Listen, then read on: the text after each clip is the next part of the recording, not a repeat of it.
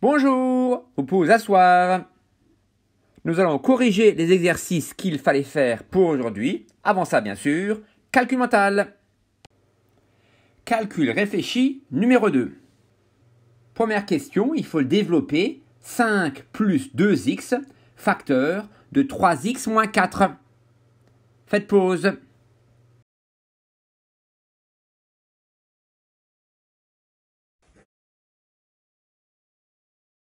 Deuxième calcul, il faut calculer sous forme d'une puissance de 10, 10 puissance 3 fois 10 puissance moins 4.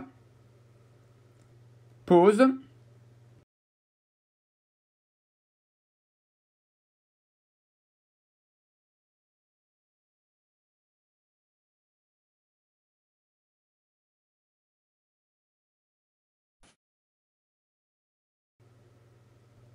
Troisièmement, les points A, D, B et A, E, C sont alignés et les droites DE et BC sont parallèles.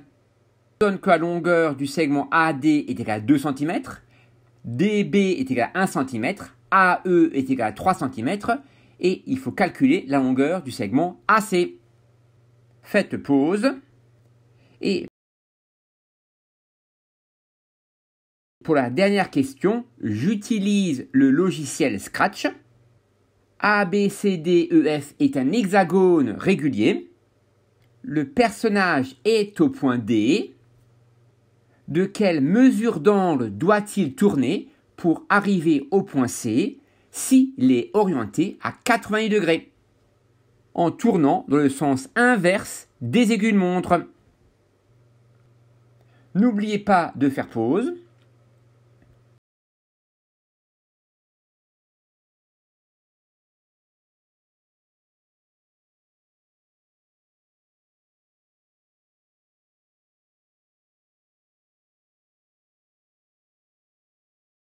Si vous avez terminé, nous allons passer à la correction.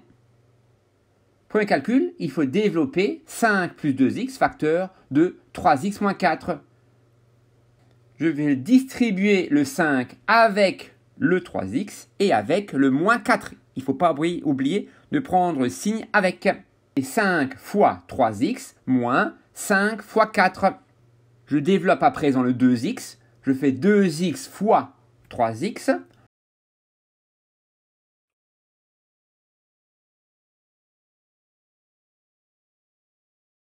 Moins 2x fois 4.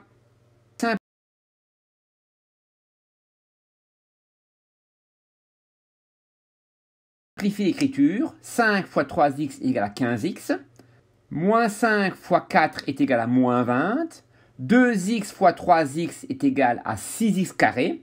Et moins 2x fois 4 est égal à moins 8x. Ainsi, l'expression est égale à 6x carré plus 15x moins 8x moins 20. Je peux réduire cette expression en 6x carré plus 7x moins 20. Deuxième calcul, 10 puissance 3 fois 10 puissance moins 4.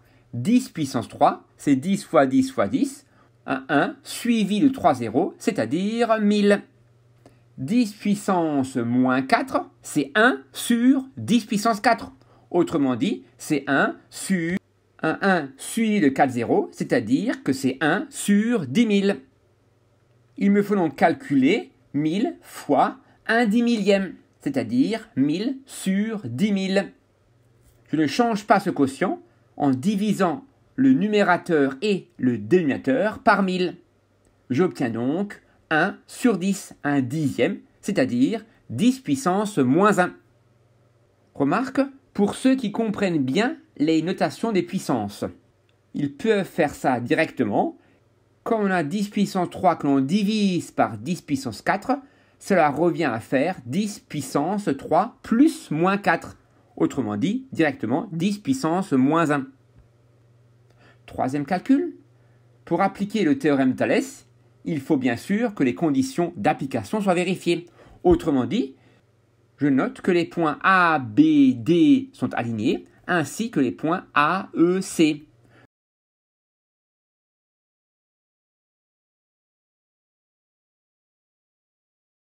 De plus, les droites DE et BC sont parallèles. Donc les conditions sont remplies pour appliquer le théorème de Thalès.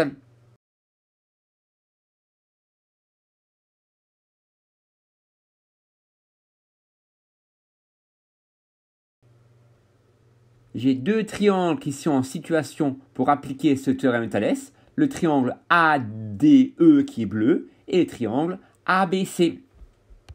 J'écris que la longueur du côté AD, du triangle bleu, divisé par le côté du triangle homologue dans le triangle marron, c'est-à-dire AB, est égal à AE du bleu, divisé par le côté homologue du marron, c'est-à-dire AC, qui est égal à DE du bleu, divisé par le côté homologue du marron, qui est BC.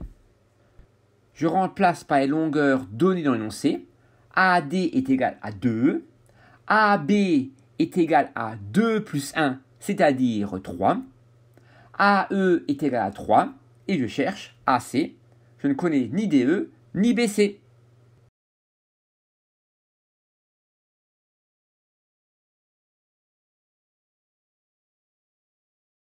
J'effectue à présent l'égalité des produits en croix pour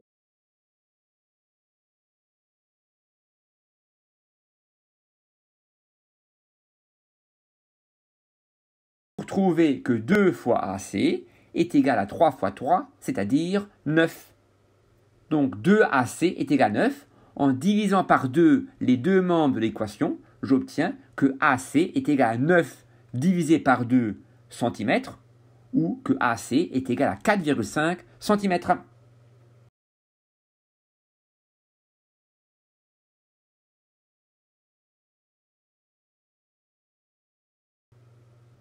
Enfin, dernier calcul. Le personnage de Scratch est orienté à 80 degrés. Signifie que pour l'instant, il va tout droit. Or, l'angle EDC dans l'hexagone régulier mesure 120 degrés. Et donc, comme il est en train d'aller tout droit, pour s'orienter dans la direction de DC, il doit tourner dans le sens inverse des aiguilles d'une montre de 60 degrés, car 180 moins 120 est égal à 60 degrés. Si je tourne dans le sens des aiguilles d'une montre, première méthode, je peux faire un angle plat, c'est-à-dire 180 degrés, ajouter 120 degrés pour trouver 180 degrés plus 120 degrés, c'est-à-dire 300 degrés. Je peux également faire un angle plein, c'est-à-dire un angle de 360 degrés, et enlever les 60 degrés pour trouver également un angle de 300 degrés. Donc la réponse attendue est tourner dans le sens inverse des aiguilles de montre de 60 degrés, mais vous pouvez également avoir trouvé tourner dans le sens des aiguilles de montre de 300 degrés. Correction des exercices. Je vous propose ici la correction de l'exercice 43. Je vous propose de faire pause puis de comparer avec vos réponses et le cas échéant de corriger. Corrigez de l'exercice 46 de la page 111. Faites pause et comparez avec vos résultats. Enfin, je me propose de corriger entièrement les deux derniers exercices. Exercice. Écrire chaque expression sous la forme d'une puissance de 10. Premier, 100 divisé par 10 puissance 5. Je peux réécrire 100. Et 10 puissance 5, c'est un 1, suivi de 5 zéros. 1, 2, 3, 4, 5. 1, 2, 3, 4, 5. Pour lire ce nombre, je fais les paquets de 3 en commençant par la droite, c'est-à-dire que 10 puissance 5 est égal à 100 000. Je ne change pas une fraction si je multiplie le numérateur et le dénominateur par un même nombre non nul. Donc là, je vais diviser le numérateur et le dénominateur par 100. 100 divisé par 100 est égal à 1. Et 100 000 divisé par 100 égale à 1000. Ainsi, l'expression est égale à 1 millième. 1 millième, je peux écrire cela 1 divisé par 10 puissance 3. Et 1 divisé par 10 puissance 3, par définition, c'est égal à 10 puissance moins 3. Voilà pour la première expression. Je peux bien sûr faire différemment. Je peux dire que 100, c'est égal à 10 puissance 2, et 10 puissance 5, je laisse sous forme 10 puissance 5. Je peux diviser par 10 puissance 2 au numérateur et au dénominateur, et il reste 1 sur 10 puissance 3. C'est la même chose, mais dit différemment, et je trouve également 10 puissance moins 3.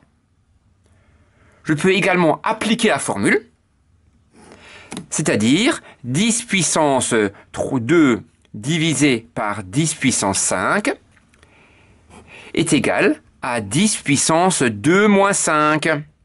Et 2 moins 5, c'est égal à moins 3. Deuxième expression, 10 puissance moins 2 divisé par 10 000.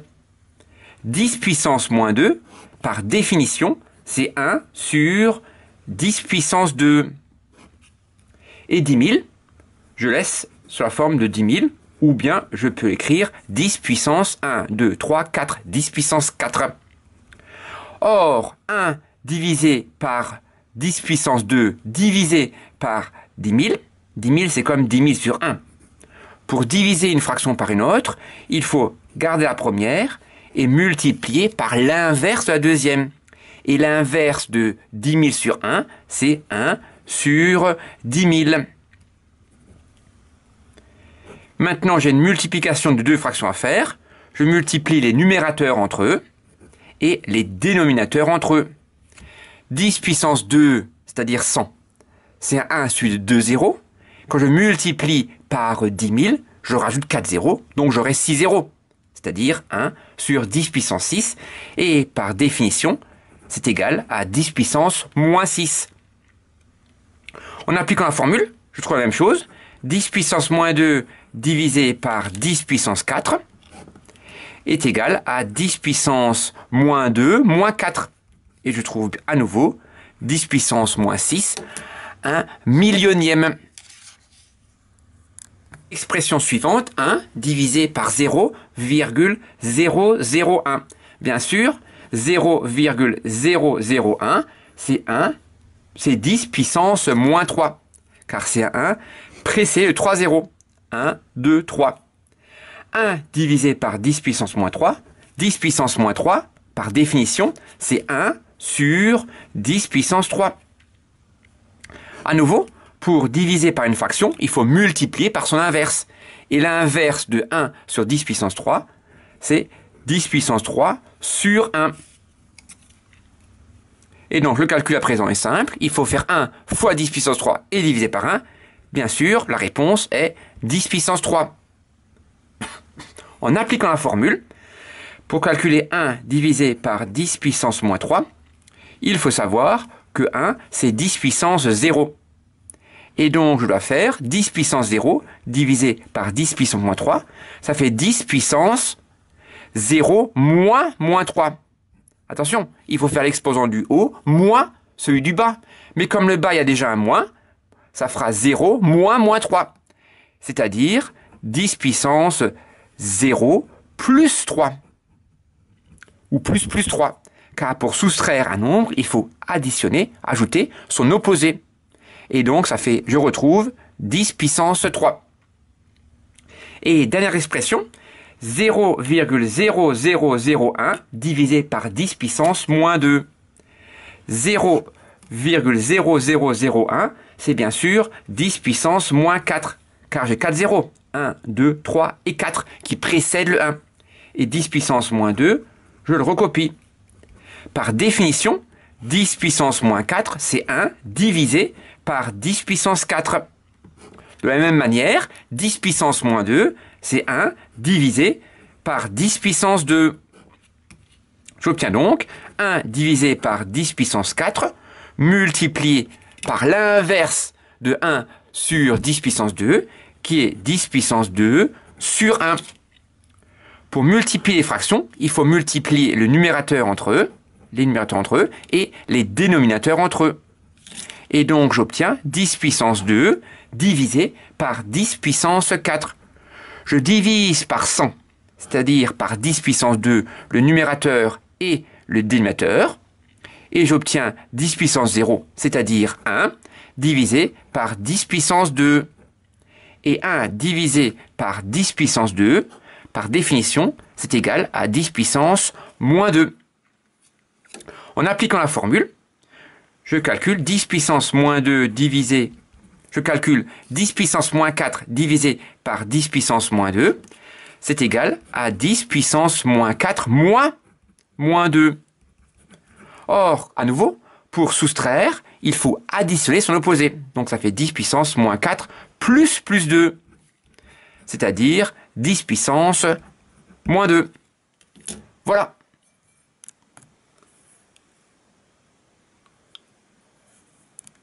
Voici des renseignements concernant la Terre.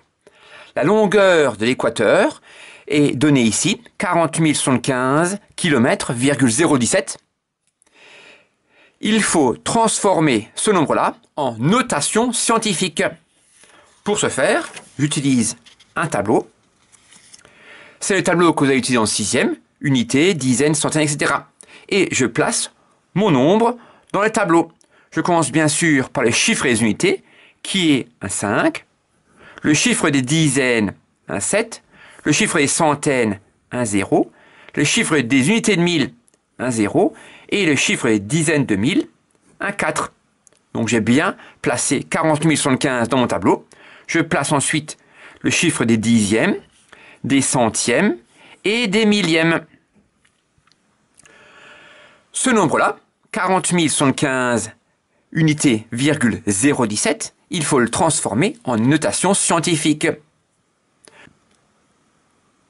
Je pourrais très bien dire que j'ai 4007,5017 fois 10 puissance 1. Mais ce n'est pas une notation scientifique. Je pourrais dire aussi que j'ai 400,75 017 fois 10 puissance 2, mais ce n'est pas une notation scientifique. Je pourrais écrire que c'est 40, tout ça fois 10 puissance 3, mais ce n'est pas une notation scientifique. Pour l'écrire sous la forme d'une notation scientifique, il faut ici entre 1 et 10, mais pas 10. Et donc la longueur de l'équateur en notation scientifique est bien sûr de 4, tout ça, 0,075,017 fois 10 puissance, le 4 est le chiffre des dizaines de mille, donc c'est fois 10 puissance 4 kilomètres. Et donc là, j'ai bien un nombre écrit en notation scientifique, car ici, le nombre qui est là est compris entre 0 et 10. Je fais directement la question suivante. Il faut encadrer ce nombre par 2 puissance de 10 d'exposants consécutifs. Donc la longueur de l'équateur, 4,0, tout ça, fois 10 puissance 4 km, est bien sûr compris entre 10 puissance 4 et 10 puissance 5, bien sûr en kilomètres, c'est-à-dire entre 10 puissance 4, c'est-à-dire 10 000, et 100 000. Deuxième, la superficie de la Terre est donnée ici en kilomètres carrés. 510 067 420 km². Donc j'utilise le même tableau que précédemment et je note ce nombre dans mon tableau. Je commence bien sûr par le chiffre des unités qui est un 0, chiffre des dizaines, chiffre des centaines, unité de 1000, dizaines de 1000, centaines de 1000, unité des millions, dizaines de millions, centaines de millions. Donc voilà, j'ai placé la superficie de la Terre en kilomètres carrés dans mon tableau. Je pourrais, comme précédemment, dire par exemple que j'ai 51 006,7420 fois 10 puissance 4 km², mais ce n'est pas une notation scientifique. Moi, je veux un nombre compris entre 1 et 10. Donc bien sûr, je prends 5. Et donc, la superficie de la Terre est égale à 5, tout ça. Je peux mettre ce 0, bien qu'il soit inutile, je le mets quand même. Et 5, c'est le chiffre des centaines de millions. C'est-à-dire, 5 ici, c'est le chiffre des centaines de millions, c'est-à-dire des 10 puissance 8. Et donc j'ai ça, fois 10 puissance 8 km². Ça, c'est la superficie de la Terre. Je vais l'encadrer entre deux puissances de 10 d'exposants consécutifs. Le nombre 5, tout ça, je veux bien 0, 5, tout ça, fois 10 puissance 8, est compris bien sûr entre 10 puissance 8, qui est 100 millions, et 10 puissance 9, qui est 1 milliard, bien sûr, tout ça en km². Avant-dernier, la masse de la Terre est de 5974 fois 10 puissance 21 kg.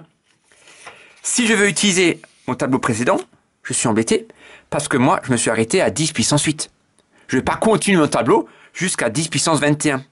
Donc, ce que je vais faire, je vais juste transformer ce nombre-là, 5974, avec une puissance de 10. Je le place dans mon tableau, unité, dizaine, centaine, unité de 1000.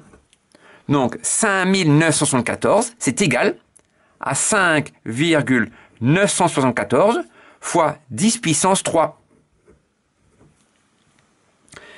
J'ai transformé le 5914 en notation scientifique, mais il ne faut pas oublier qu'après, j'ai ce nombre-là fois 10 puissance 21. Je calcule à présent 10 puissance 3 multiplié par 10 puissance 21.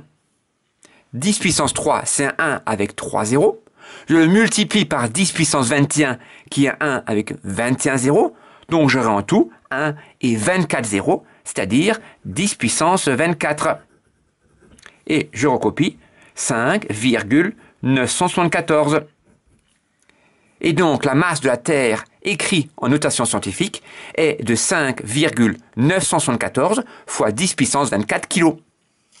J'encadre ce nombre-là, 5,974 fois 10 puissance 24 kg, entre deux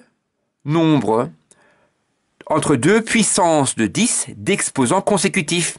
Bien sûr, c'est compris entre 10 puissance 24 kg et 10 puissance 25 kg. Et dernier, le volume de la Terre est de 1 083 207 fois 10 puissance km3. Le tableau n'est pas assez long. Bien sûr, le tableau précédent ne va pas assez loin. Là, je peux écrire 10 puissance 6, mais je ne peux pas écrire 1 million. Donc, je vais faire comme précédemment. Je vais que transformer mon 1 083 207 en notation scientifique. Donc, je mets dans le tableau unité, dizaine, centaine, unité de 1000, dizaine de 1000, centaine de 1000, unité de million. Donc, 1 083 207, c'est égal à 1,083 207 fois 10 puissance 6. Ce nombre-là, je dois le multiplier par 10 puissance 6. Je redis pourquoi. Parce qu'en fait, j'ai d'abord transformé 1 083 207. J'ai transformé ce nombre-là en 1,083 207 fois 10 puissance 6. Et donc, il ne faut pas oublier après de multiplier par 10 puissance 6. Or, 10 puissance 6 fois 10 puissance 6, c'est 1 suivi de 6 zéros multiplié par 1 suivi de 6 zéros. Ça fera bien sûr un 1 suivi de 12 zéros, c'est-à-dire 10 puissance 12. Et donc, le volume de la Terre en notation scientifique est de 1,083 207 fois 10 puissance 12 km3. Ce nombre-là, 1,083 207 fois 10 puissance 12 km3, est bien sûr compris entre 10 puissance 12 et 10 puissance 13, qui sont deux puissances de 10 d'exposants consécutifs. Voilà, j'espère que vous avez bien compris la manière de transformer un nombre en notation scientifique. Ce sera le but des exercices pour cette deuxième séance.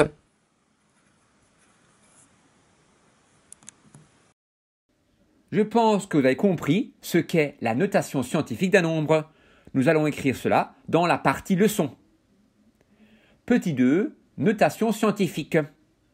On dit qu'un nombre est écrit en notation scientifique lorsqu'il est mis sous la forme a fois 10 puissance m, où a est un nombre compris entre 1 et 10. Il peut être égal à 1, mais pas à 10. Donc j'écris que a est supérieur ou égal à 1 et inférieur strictement à 10.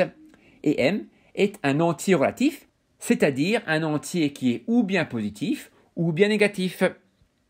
Nous allons voir cela grâce à un exemple. Par exemple, 123,45 fois 10 puissance 8 n'est pas mis en notation scientifique, car 123 est plus grand que 10. Je peux transformer 123,45 en 1,2345 fois 10 puissance 2. Et donc 123,45 fois 10 puissance 8 est égal à 1,2345 fois 10 au carré fois 10 puissance 8. Et 10 puissance 2 ou 10 au carré fois 10 puissance 8 est égal à 10 puissance 10. Et donc 123,45 fois 10 puissance 8 est égal à 1,2345 fois 10 puissance 10. Nous allons appliquer cette notation scientifique dans différents exercices d'application. Premier exercice, l'exercice 62 de la page 113. Deuxième exercice, exercice 63 de la page 113. Troisième exercice, exercice 65 de la page 113. Il y en a beaucoup, mais ils ne sont pas longs. Exercice suivant, exercice 69 de la page 113. Et enfin, dernier exercice de cette séance, l'exercice 21 de la page 98. Il nous permettra, cet exercice, de faire le lien avec la séance suivante où nous parlerons de préfixes. Voilà, je vous souhaite une bonne journée, prenez soin de vous, à bientôt.